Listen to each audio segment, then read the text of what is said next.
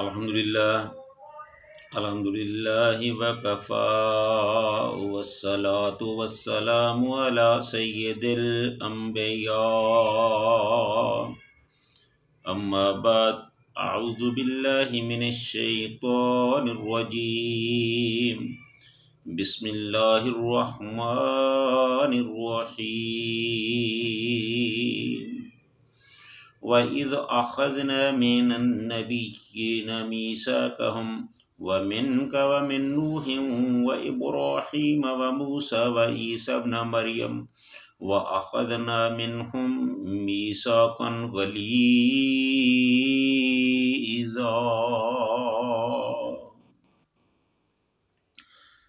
وَإِذْ أَخَذْنَا مِنَ النَّبِيِّينَ، اور جب ہم نے نبیوں سے عہد لیا، وَإِذْ أَخَذْنَا مِنَ النَّبِيِّينَ مِيثَاقَهُمْ، اور جب ہم نے نبیوں سے عہد لیا، وَمِنْكَ، اور آپ سے، وَمِن نُوحٍ وَإِبْرَاهِيمَ، اور نوح علیہ السلام سے اور ابراہیم علیہ السلام سے، وَمُوسَى وَعِيسَى ابْنَ مَرْيَمَ، اور موسیٰ علیہ السلام سے اور عیسیٰ ابن مریم سے،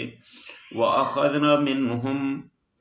اور لیا ہم نے ان سے، مِيثَاقًا غَلِيظًا، مضبوط عہد۔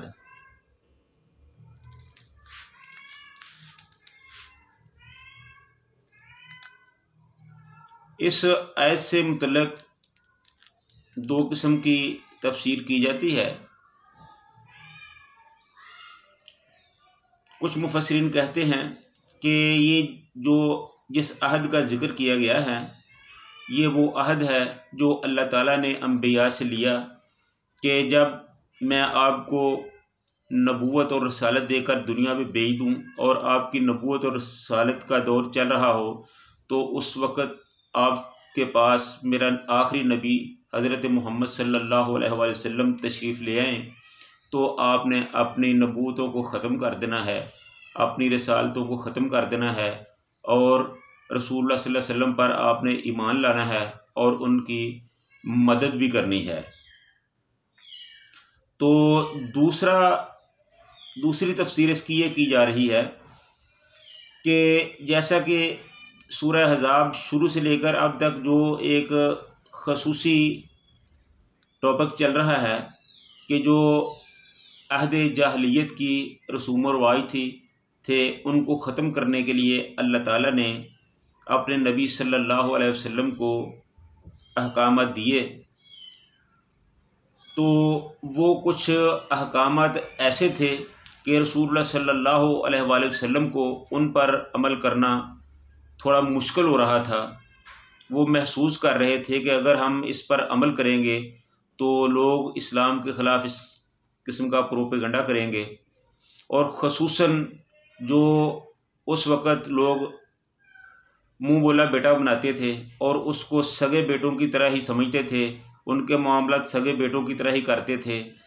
اور ان کی متعلقہ کے ساتھ شادی نہیں کی جاتی تھی۔ تو یہاں رسول اللہ صلی اللہ علیہ وسلم کو ایک تو یہ کہا گیا کہ منہ بولا بیٹا بنانے کا رواج جو ہے وہ ختم کیا جائے، اور ان کا جو تعارف ہے وہ ان کے اپنے باپوں سے ہی کرایا جائے، نہ کہ منہ بولے باپ سے۔ اور دوسرا یہ ہے کہ آپ حضرت زینب رضی اللہ تعالی عنہ سے شادی کریں۔ تو یہ جو معاملات تھے، اس سے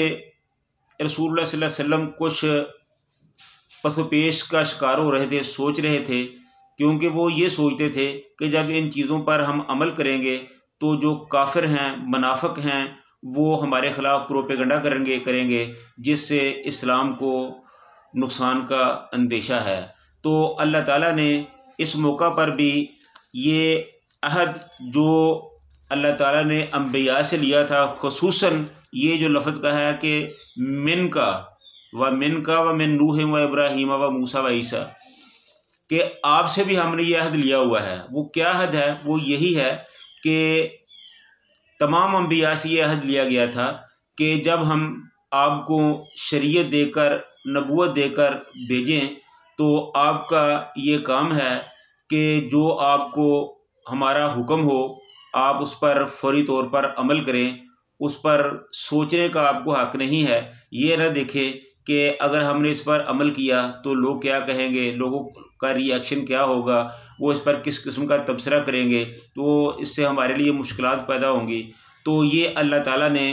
وہ جو عہد تھا وہ رسول اللہ صلی اللہ علیہ وآلہ وسلم کو یاد دلایا، اور اس کے ساتھ دوسرے نبیوں کا ذکر اس لیے کیا کہ اللہ تعالیٰ نے یہ بتایا ہے کہ ہم نے ان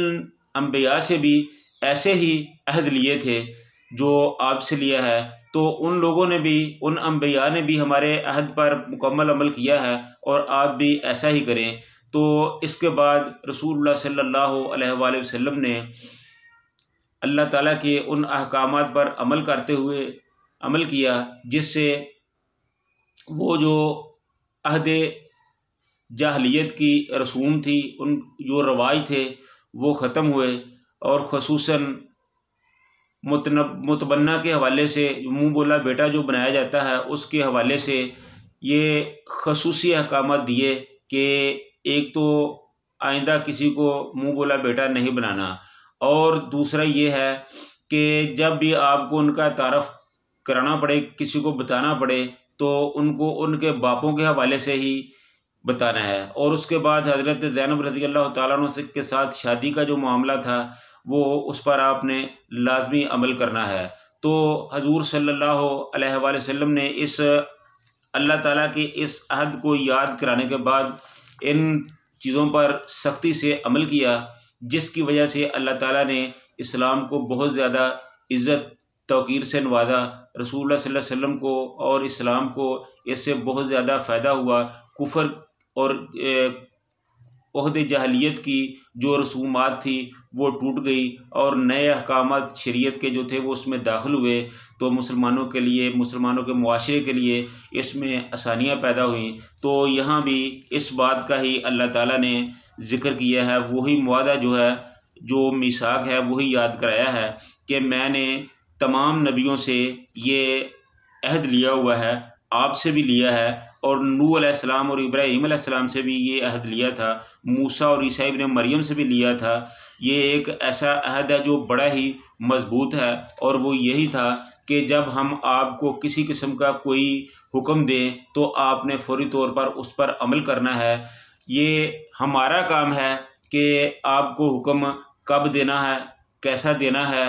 حالات کیسے ہوں گے، یہ آپ کا سوچنا، یہ کام سوچنا آپ کا کام نہیں، یہ ہمارا کام ہے۔ وقت کا تعین ہم نے کرنا ہے، آپ کا کام صرف اس پر عمل کرنا ہے۔ تو جیسے ہی اللہ تعالیٰ نے رسول اللہ صلی اللہ علیہ وسلم کو یہ احکامات دیے، تو اللہ تعالیٰ کے حکم کے مطابق رسول اللہ صلی اللہ علیہ وسلم نے ان پر عمل کیا۔ زید رضی اللہ تعالیٰ عنہ کو جو ایک خصوصی اہمیت تھی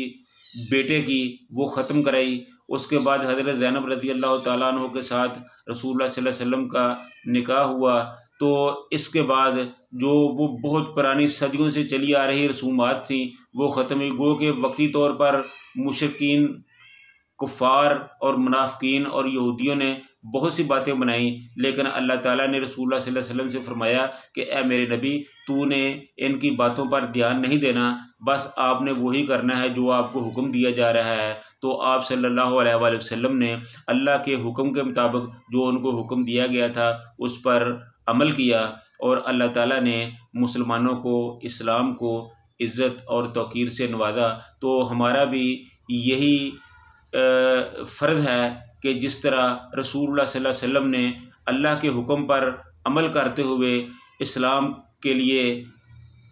بے پناہ قربانیاں دی، اسی طرح ہمیں بھی رسول اللہ صلی اللہ علیہ وسلم کے احکامات پر عمل کرتے ہوئے اسلام کی ترویج اور نشر و اشاعت کے لیے اپنے تن من دھن کی قربانی دینے کے لیے ہر وقت تیار رہنا چاہیے۔ اللہ تعالی ہم سب کو عمل کی توفیق عطا فرمائے۔ وآخر دعوانا ان الحمد للہ رب العالمین۔